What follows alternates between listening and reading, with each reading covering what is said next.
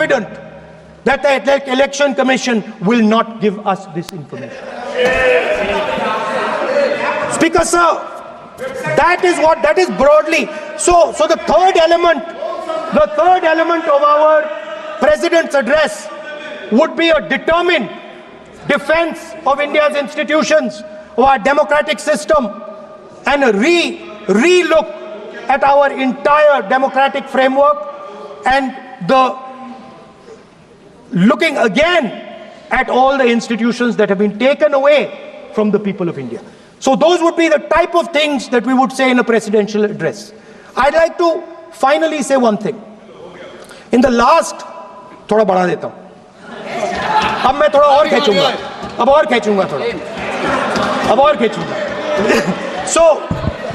So in the last, there is a background, a philosophical background to what I am saying.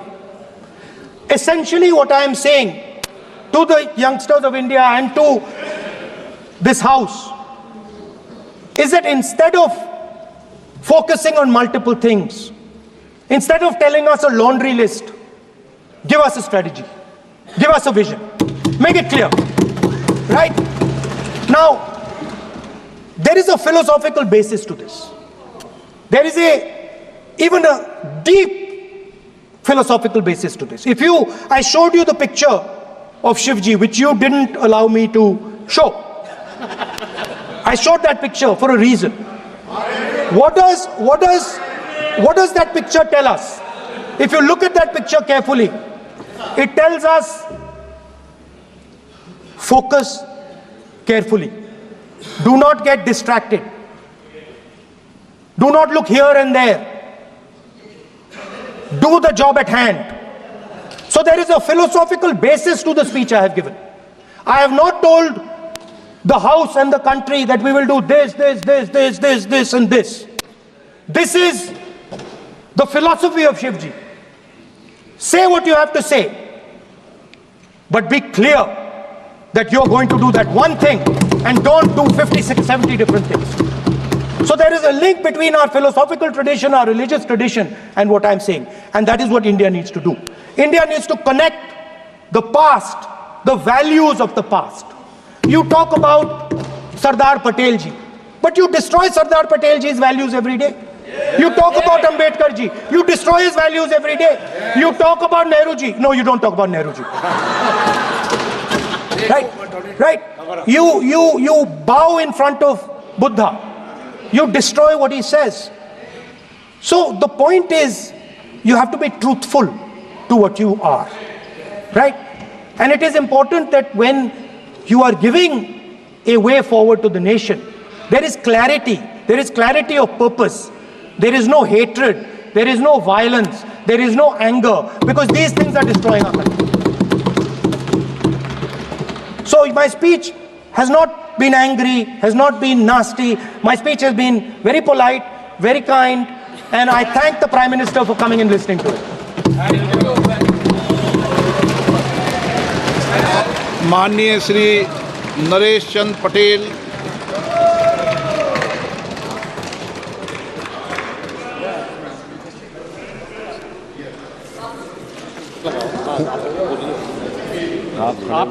माननीय सभापति महोदय, Okay, I am being critical about what is being said, and I am saying that this is not the type of President's address that should be delivered. Well, the question came to my mind, what type of address would an India Gathbandhan government deliver? How would that address be different than the address we heard? Because it's no point me saying that it is a laundry list and then not providing an alternative idea.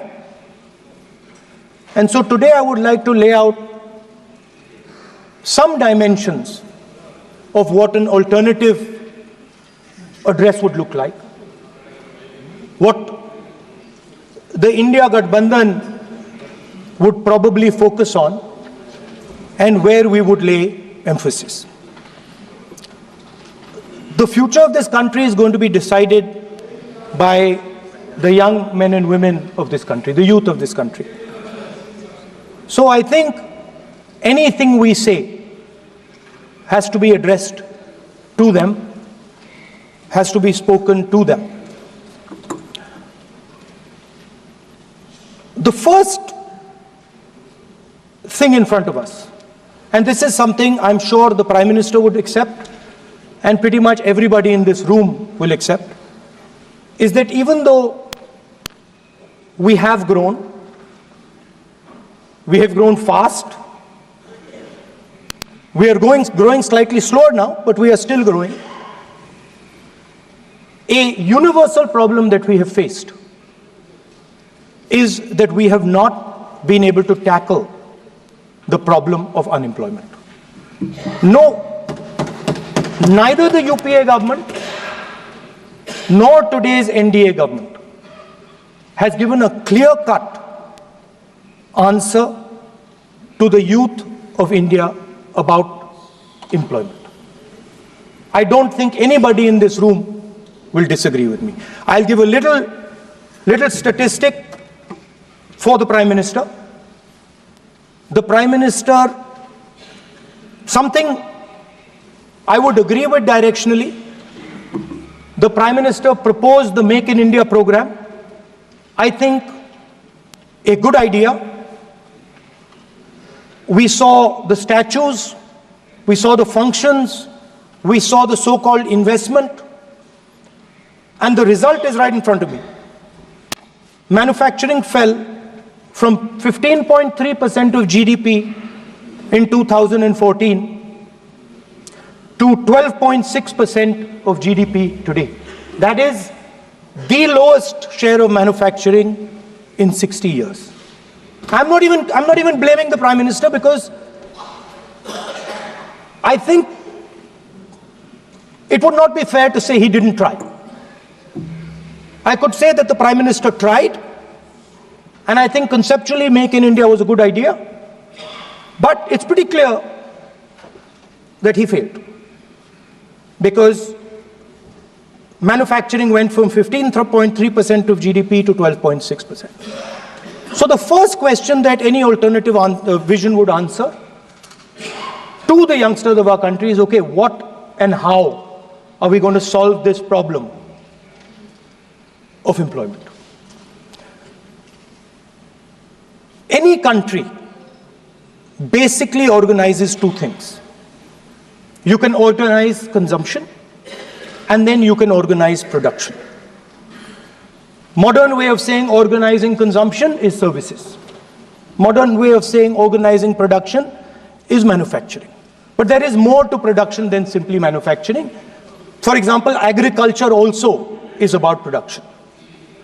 Now, pretty much every government since 1990 has done a decent job on consumption, on organizing consumption. Which are the companies that organize consumption? Uber organizes consumption. Reliance organizes consumption.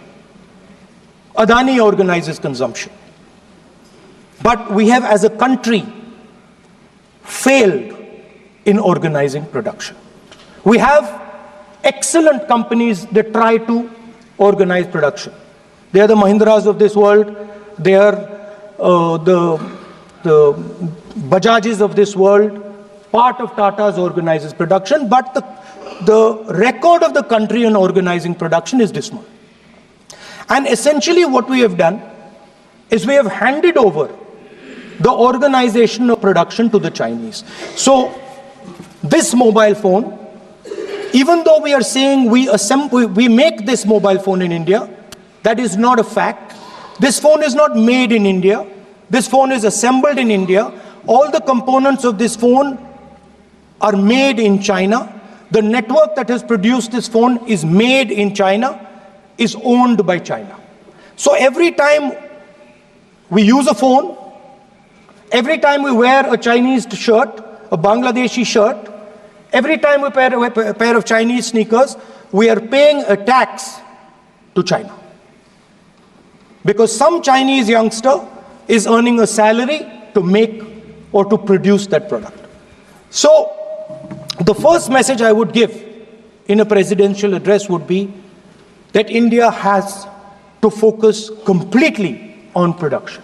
Because if we do not focus on production and we continue to focus only on consumption, we will find that we will run huge deficits, we will increase inequality, and eventually we will run into a serious problem. Social problem because of unemployment, which we are already facing. If you look at the numbers of the amount of people who are in jail, if you look at the numbers that are spent on internal security, if you look at the numbers spent on our police forces, they're all spiraling. They're all rising. And everybody understands that social tension is on the rise in India. So now the next question comes, okay, so where is this employment going to come from? What is India going to produce? And for that, I'd like to tell all the youngsters of this country that there is a revolution taking place, an exciting revolution. The world is transforming completely. And the change that is taking place, at the heart of the change that is taking place, we are moving from the world of the internal combustion engine to the world of the electric motor. We are moving from petrol to batteries. We are moving wind, solar, potentially nuclear energy. So our entire way of moving is changing. And this is going to change every single thing. It is going to change warfare. It is going to change medical treatment. It is going to change education. It is going to change how we eat. It is going to change every single thing. Now, the last time there was a revolution, called the computer revolution, the government of India had a clear focus. We looked at that revolution. It was the Congress government. We looked at the revolution and we decided clearly that we are going to focus on the development of software. And we rode the wave of that revolution. And today you can see the result. I remember people laughing. I remember people laughing when the computer was being talked about. You mentioned Mr. Vajpayee. I respect Mr. Vajpayee, but Mr. Vajpayee gave a speech saying that computers are of no consequence to India. So, what is important when there is a revolution? What is important is that you understand what are the drivers of that revolution and where exactly do you need to focus, where exactly do you need to sit in that revolution. I said that this revolution is going to change everything. And I want the youngsters in this country to think about it. There is a war going on in Ukraine. The war in Ukraine is actually a war between the internal combustion engine and the motor, the electric motor. The electric motor is inside the drone, the engine is inside the tank. And if you look at what is going on in Ukraine, the tanks are dying by the thousands. And small little drones with electric motors, small batteries, not much bigger than that, are destroying the entire tank artillery infrastructure of both Ukraine and Russia. So the drone is the electric motor. The drone is the battery. The drone also needs to see. So the drone is a camera. In the same way, electric cars, the electric car is the motor. The electric car is batteries. The electric car is cameras. Robots are exactly the same thing. Robots are electric motors, multiple electric motors with cameras, with batteries. And this is what the revolution is going to look like. So there are basically 4 technologies that are driving this entire change in mobility. Electric motors, batteries, optics, and then on top of that, you can apply AI. Now I want to tell the youngsters of this country, people talk about AI.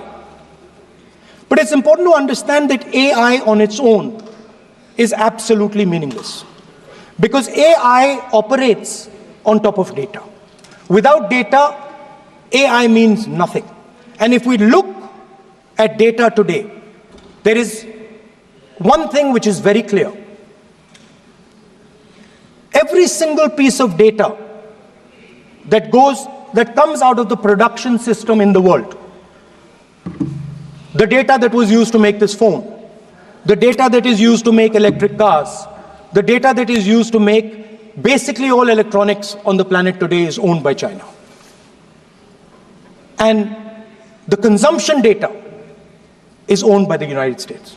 In China, the consumption data is owned by China, but in India, companies like Google, companies like Facebook, companies like Instagram, X, they own our consumption data. So if India wants to talk about AI, it has to first answer the question, what data is going to power that AI? And the answer today is India does not have that data. Neither does India have production data, neither does India have consumption data. We have handed our consumption data to the big American companies, and the production data we don't have anyway. So what would that vision look like? The first thing, we would start getting youngsters excited about this revolution. We would start to introduce the idea of a completely new way of moving, a complete revolution in how things move. We would start teaching our children in schools about batteries, about electric motors, about how these things combine, about how drones, robots, electric cars are structured, how they will work together. And most important, we have to start building a production network so that we can get access to production data. Now, what would we focus on? We would not give you a laundry list. China has at least a 10-year lead on India in this space. China has been working on batteries, robots, motors, optics for the last 10 years, and we are behind. So what would our president's address say to the youngsters? We will choose critical areas in each one of these technologies, and we will start to build capabilities in those areas. The second thing we would do, we would ensure that our banking system is not captured by 2 or 3 companies that basically do not allow you to build a production system. But our banking system is open, is dynamic, and is accessible to small and medium businesses and to millions and millions of entrepreneurs who want to take part in this revolution. Our foreign policy would take into account this revolution. When we talk to the United States, we would not send our foreign minister to invite our prime minister to his coronation. We would not send him 3 or 4 times, please invite our prime minister. Because if we had a production system and if we were working on these technologies, the American president would come here and invite the prime minister. So it is important to understand where Please.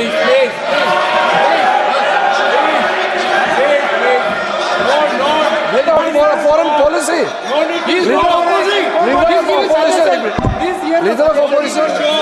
Leader of opposition cannot make such serious unsubstantiated statement. This is related to the relation between 2 countries, and he is making an unverified statement about invitation of the Prime Minister of our country. Is matter of our dignity. How can you make such kind of statement? He is leader of opposition, sir. He should be responsible in making such statement. LOP is giving a very positive suggestions. Why they are worried, sir? For the country, he is giving. Leader of opposition has the information from any official source. He must inform the House. If leader of opposition has the information, please inform the House. Okay. Who has told you that foreign ministers visited for the purpose which you have mentioned? You must specify it. So, I'm sorry that disturbed you, that question. I apologize for disturbing your peace of mind. It's okay. I've apologized. I've apologized for disturbing your peace of mind. I'm sorry. Apologize for lying to the House. ऐसा नहीं होता है. तो serious होना चाहिए leader of opposition को. कम से कम देश के मामले में तो एक हो. देश के मामले में तो एक वॉइस से बोलना चाहिए। ये गलत बात है, ये ठीक नहीं है। लीडर ऑफ अपोजिशन को इस तरह का बयानबाजी नहीं करना चाहिए। ये गंभीर विषय पर चर्चा चल रही है।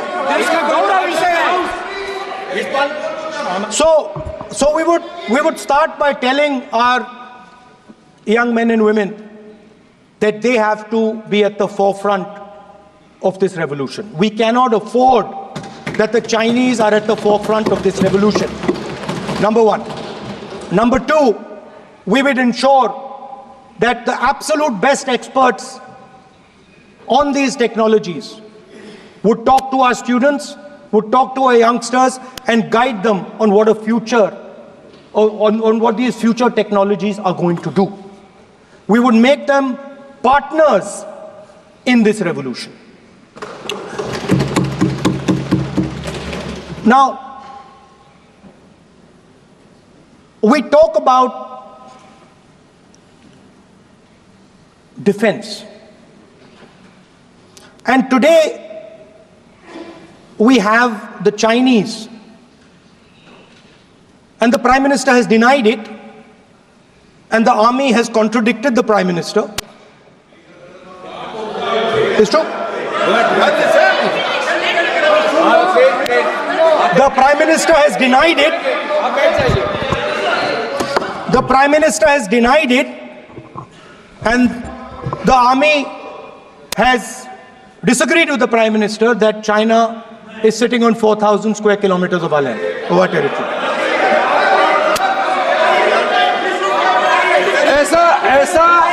ऐसा इस सदन में अब मन चाहे बात नहीं बोल सकते हैं। ये बिल्कुल ठीक नहीं है सर। ये सीरियस मामला है। आप फॉरेन पॉलिसी पे, बॉर्डर इश्यू पर आप अपना कैसे मजाक बात कर सकते हैं? अपना मन कहानी आप बना के बोल रहे हैं। ये तो बहुत सीरियस मामला है। विदेशी प्रतिपक्ष के नेता जो आप विषय बोल रहे हैं, उसके तथ्यों को Let me speak. सदन के पटल पे रखना आप। पानी। मेरा अनुरोध है, लीडर ऑफ अपोजिशन बोले, हम लोग शांति से सुनेंगे। ये आपका अधिकार है बोलने का, मगर आप मन चाहे ऐसा सीरियस इशू पे कैसे बोल सकते हैं? ये सीरियस मामला है। आप सदन में बोल रहे से बोलते हो, फॉरेन मिनिस्टर का बात बोल देते हो, सीमा का बात ऑफिशियल वर्जन से अलग बात करते हैं। ऐसा मत बोलिए, ये देश के लिए ठीक नहीं है। आपको सीरियस होना पड़ेगा लीडर ऑफ अपोजिशन। ये गंभीर मामले को आप ऐसा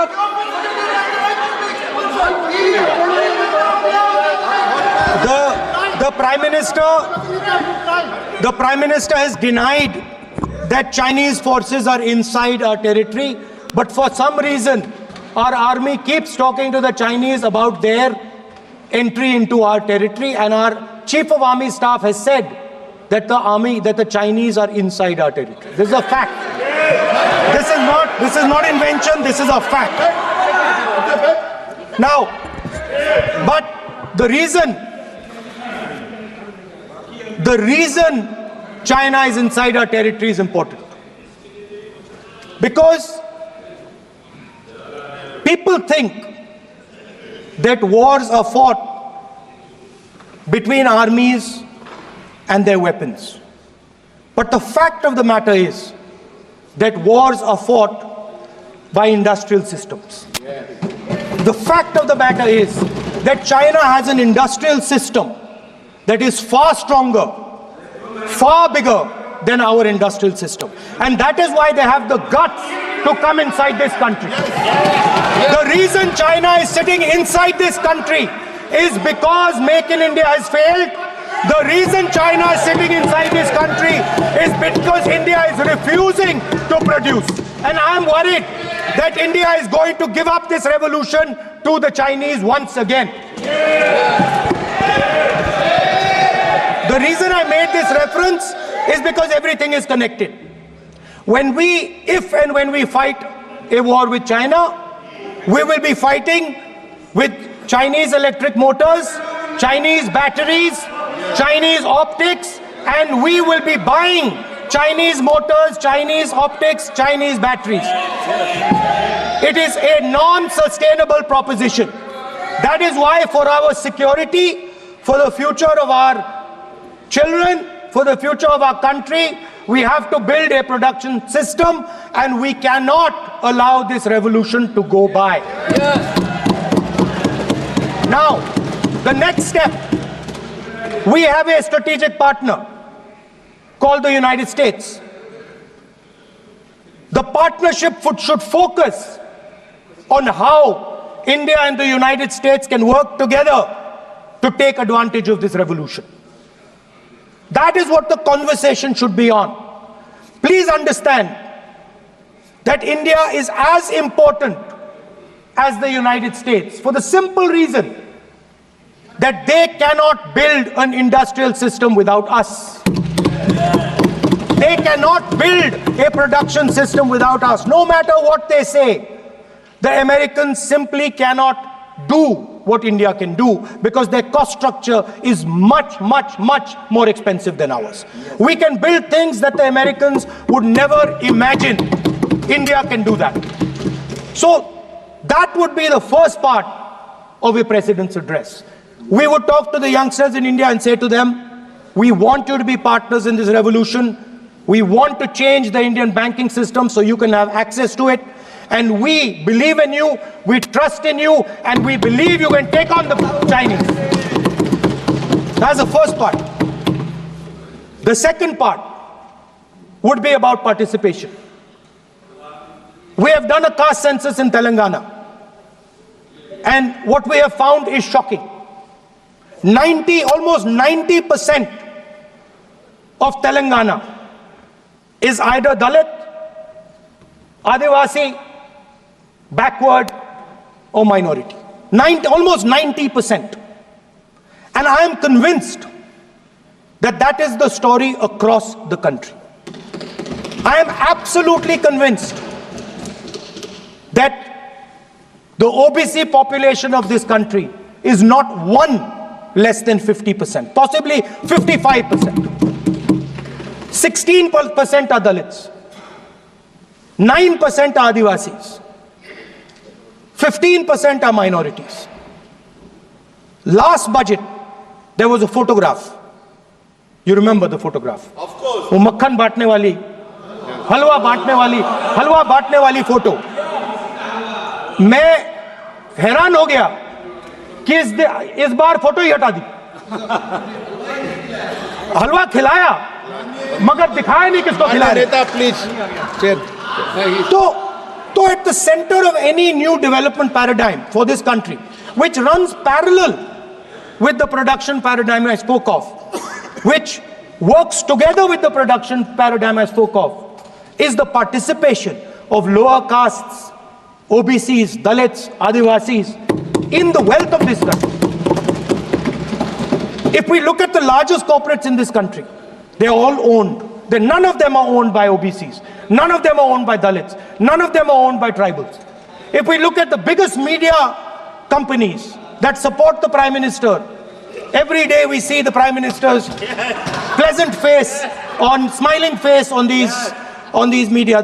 None of them are owned by OBCs. None of them are owned by Dalits. None of them are owned by Adivasis. This is the fact. So central to any new development paradigm is the architecture of a new paradigm. And that architecture of the new paradigm can only be built once the caste census is placed on this table. Because once the caste census is placed on the table, we will know exactly how much of this country's wealth, how much of this country's power, how many of this country's institutions are owned by 90% of this country. There are OBC MPs in the BJP. There are OBC MPs in the BJP. There are Dalit MPs in the BJP. There are Adivasi MPs in the BJP. Remember, you are OBCs, you have 50% 50% of the population, and you have absolutely no power. I know that you're sitting there and you cannot even open your mouth. That is the truth of the country. प्रधानमंत्री का चेहरा आपको दिखाई नहीं देता है। जाति जनगणना, प्रधानमंत्री का चेहरा आपको दिखाई नहीं देता क्या? आर्किटेक्चर, आप अंधे हो गए हैं क्या? participation, revolution in this country that we are going to bring. ये अंधेरा हो गया है। पार्लियामेंट में है। ये कुछ दिखता नहीं है। सोनिया गांधी, प्रियंका, ये लीडर ऑपोजिशन को कुछ दिखाई नहीं देता है। ओबीसी So बात the करते idea, हैं। the idea is, Speaker, दिखाई sir, नहीं the देता idea. क्या?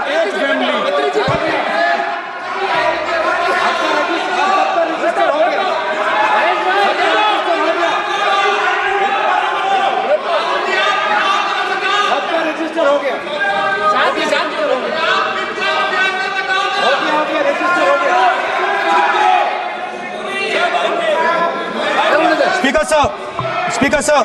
So the idea is, on one side, allow India and the Indian youngsters to participate in the coming mobility revolution. Allow them to participate in building robots, in building drones, in building electronic items, in building EVs. And on the other side, running parallel.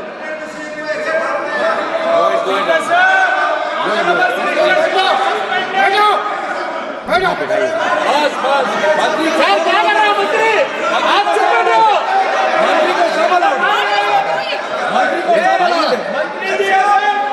the people are ठीक है? ये नसीहत खाली हमको मिलता है sir.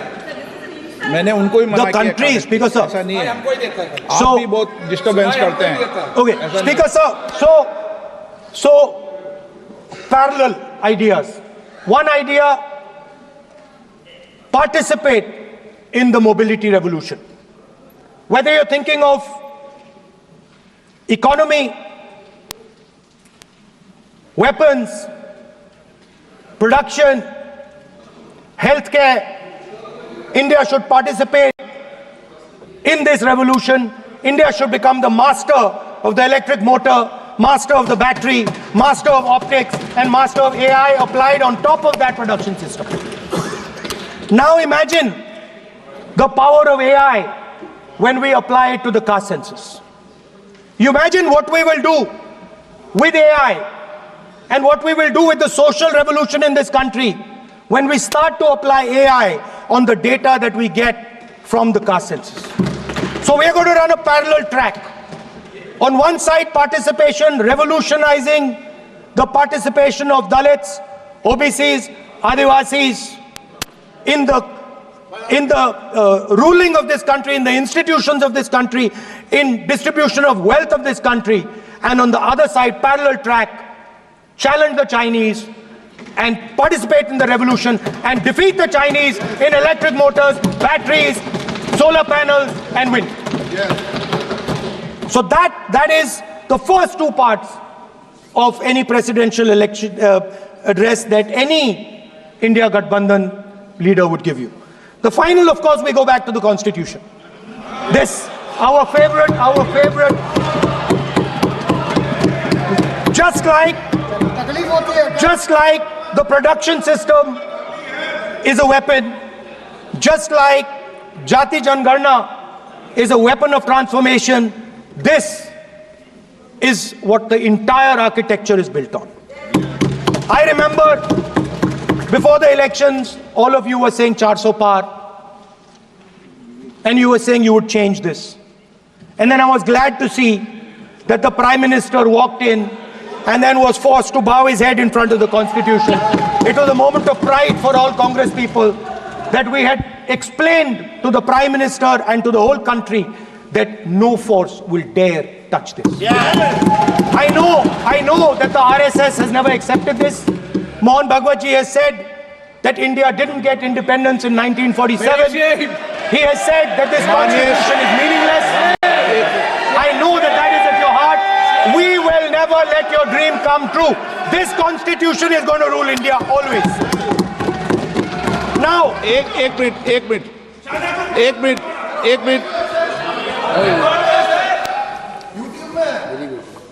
आप प्रतिपक्ष के नेता हैं, मेरा आपसे आग्रह है कि जो विषय आप रखें वह तथ्यों पर आधार पर रखें, उचित होगा। मैंने आपको पहले भी कहा, और जो सदन के सदस्य नहीं है उनकी चर्चा न करें। सर बताता हूँ सर, मोहन भागवत आप ने नियम प्रक्रियाओं की पालन करें, आपसे अपेक्षा है। सर मोहन भागवत जी ने स्टेटमेंट दिया Mohan Bhagwan का statement Sir. है। We will put on play. Sir, one second. We will authenticate. Speaker, sir. We will authenticate. Speaker sir, Mohan Bhagwat ji made a statement saying that India did not receive independence in 1947. It received independence when the Ram Mandir was inaugurated. We will place that on the table. Now sir, I would like to mention one small thing, but very important thing. Speaker sir, this constitution is supported by भाषा पे ध्यान दीजिए। This constitution is supported by the vote of our people. Without the secure vote of the Indian people, this constitution means nothing. Now I want to bring to the notice of this House some data, some information about the Maharashtra election. Very simple stuff. Speaker sir, between the Lok Sabha election, which the India Alliance won, and the Vidhan Sabha election, the voting population of Himachal Pradesh was added to the voting roll of Maharashtra. Meaning the entire population of Himachal Pradesh was added to the voter rolls of Maharashtra. Please understand what I am saying. In Lok Sabha, the difference between Lok Sabha and Vidhan Sabha was the population of Himachal. The entire population. What? Almost 70 lakh new voters suddenly arrived between Lok Sabha and Vidhan Sabha. Now, the most interesting part, and the Prime Minister is not looking at me. The most interesting part. सुन रहे हैं, मजबूरी है। आप The तर्क most पे बात कर रहे हैं, interesting part तर्क पे सब सुनेंगे। देख नहीं रहे तर्क पे बात करो। मुंह नीचे कर लिया suddenly. The most interesting part is